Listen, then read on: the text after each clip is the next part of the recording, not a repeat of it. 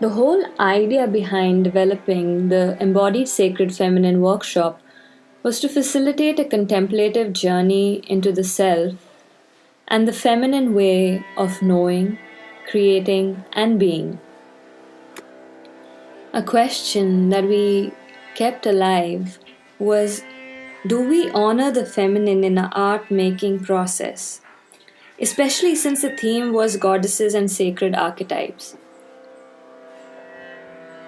Since most of us are products of education and a culture that is patriarchal in nature, a lot of our ways of how we interact with the world and what we bring forth and the lives that we create for ourselves has certain elements of control, need for meaning, need for definition, direction. But here, in the feminine way, we find that it is an invitation to begin to let go of all these things and step into the heart of the unknown.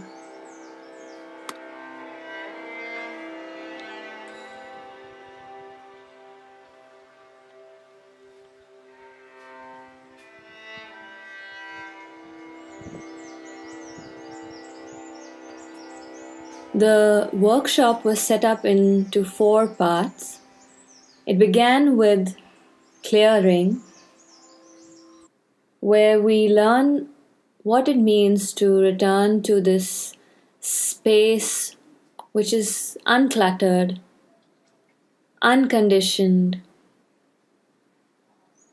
beyond the clutches of our thinking, controlling, and analytical mind.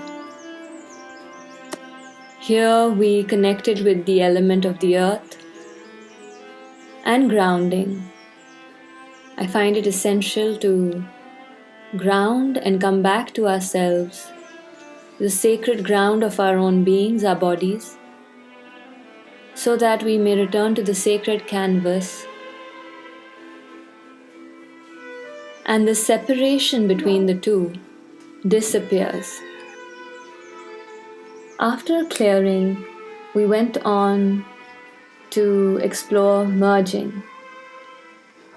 Duality as a principle defines and shapes our perspective and our experience. It is also our veil, a veil that keeps us looped in the illusion of separation. It separates mind from body, man from woman, masculine from feminine, intellect from experience. And so, it is one of the fundamental reasons for our suffering and our ignorance. However, we recognize that it is this precise tension between the opposites that creates the longing for union. So here, from the element of earth in the clearing practice, we went towards the element of water, where from our initial unity, we come to recognize duality. Our point becomes a line, giving it direction, dividing one side from another. We move from the element of earth to that of water, where solid becomes liquid, stillness becomes movement, form becomes formless.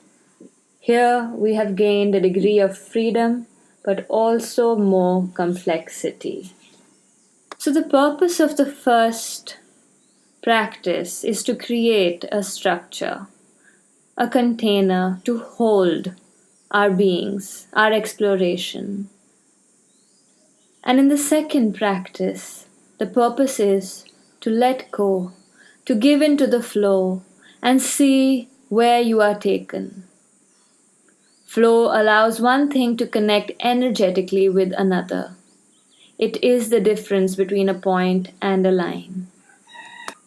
The third practice was purging. While earth and water move towards the ground, when we introduce the element of fire, we start moving towards the sky. Fire moves upward, active, and it destroys form. It's kind of like destroying the ego, transformation of the ego, the force of inner revolution. Without a process of renewal and regeneration, life becomes dry and sterile, meaningless and unsanctified. Maureen Murdoch in The Heroine's Journey says, like most journeys, the path of the heroine is not easy. It has no well-defined guideposts nor recognizable tour guides. There is no map, no navigational chart, no chronological age when the journey begins. It follows no straight lines. It is a journey that seldom receives validation from the outside world. In fact, the outer world often sabotages and interferes with it. There is a darkness within the light. We must journey through the void of existence to touch the feminine ground of being, before we can truly open to the light of the creative spirit within us. We must be willing to crawl through the webs of our own making and make the journey of descent into the dungeons where the deepest aspects of our psyche and unconsciousness, along with all the hidden archetypes, lay buried, ready to be heard, seen, and transformed. After the theme of purging, we explore the theme of emerging, art from the heart. How can our art serve as contemplation, prayer, ritual, a space for healing, a place for self-love and self-compassion and restoration, allowing our own inner transformation and its expression to transform the viewer and the witness. Myths tell the tales of the gods and goddesses, archetypal patterns that are played out through our individual and collective lives. Myth makes sacred and returns us to the path of our soul. It also serves to maintain a degree of stability within the society.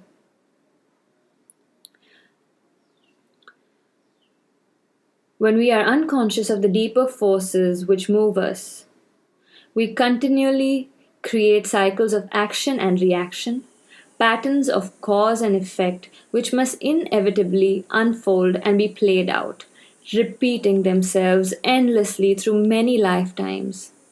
Unless awareness is brought to these mythic or karmic patterns and their function and origins in the psyche understood, we will remain victim to them. We will remain playthings of the gods and goddesses, rather than willing co-creators acting as their conscious voice in the world. The feminine reflects inwards and is associated with wisdom. The masculine expresses outwards in skillful and compassionate action. In most Eastern spiritual traditions, the primordial state of awareness out of which all phenomena arise is seen as essentially feminine in nature. It is what exists before and beyond the duality of opposites. Connecting to the feminine is connecting to the spontaneous birthing. So the Embodied Sacred Feminine workshop was a journey from clearing to merging to purging and emerging. It had somatic practice so that we could return to our sacred bodies. It had movement practice so that we could move through our deep unconsciousness. It had art making and contemplation through artistic practice. It had ritual so that we could reclaim lost aspects of ourselves, heal the wounded and repressed aspects of the self, the feminine, buried, silenced, and forgotten. The performance film that follows is a reflection of blurring between life, art, research, healing, and transformation.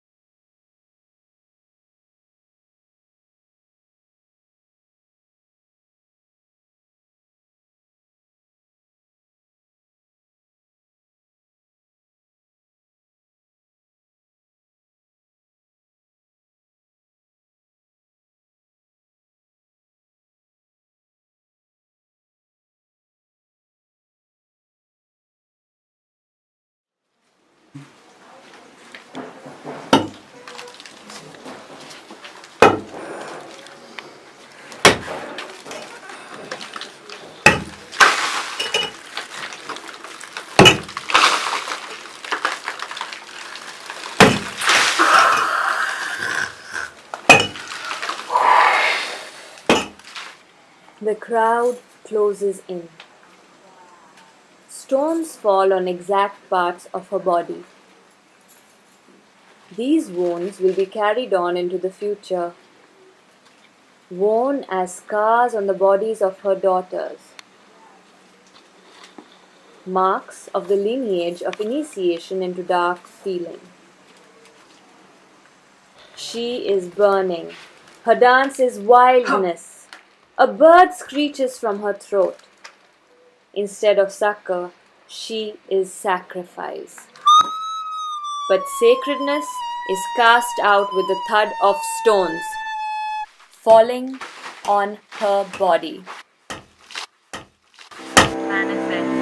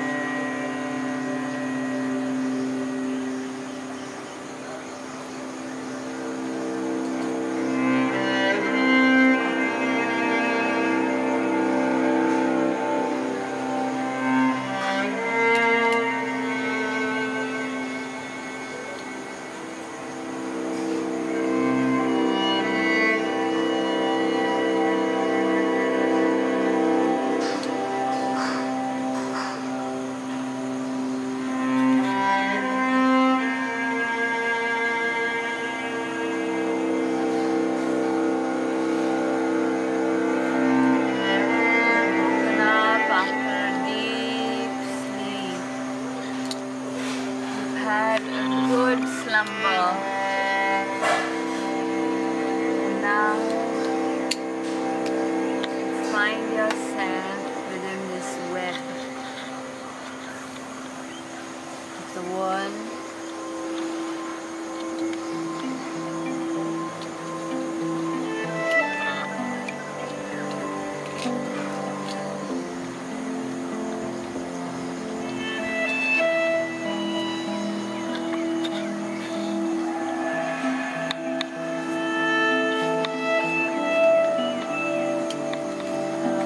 Small new movements to be formed.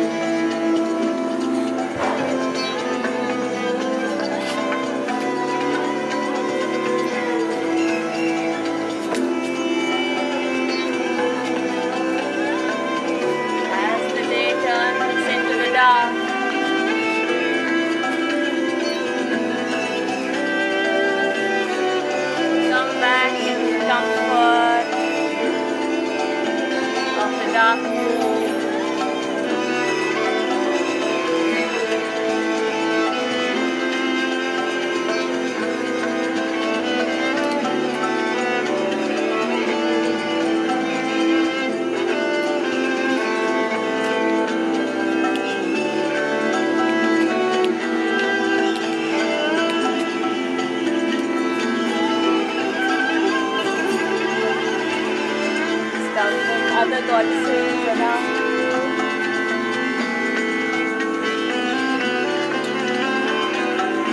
You're not alone.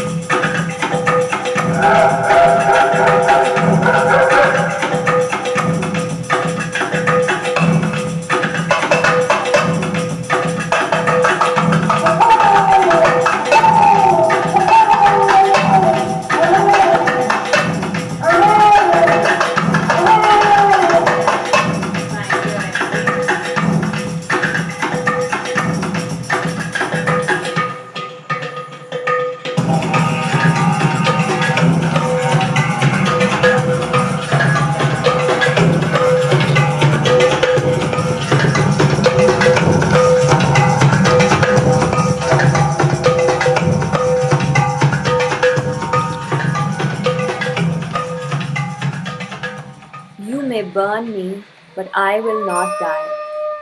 Forever I will return. So listen now. Crow crows the bird. Be in awe now, for she will not die. Forever she returns. She is power of life born and reborn of dying. She is beauty, rapture. She is spirit. So be still now. Listen, and within the silence, hear her calling.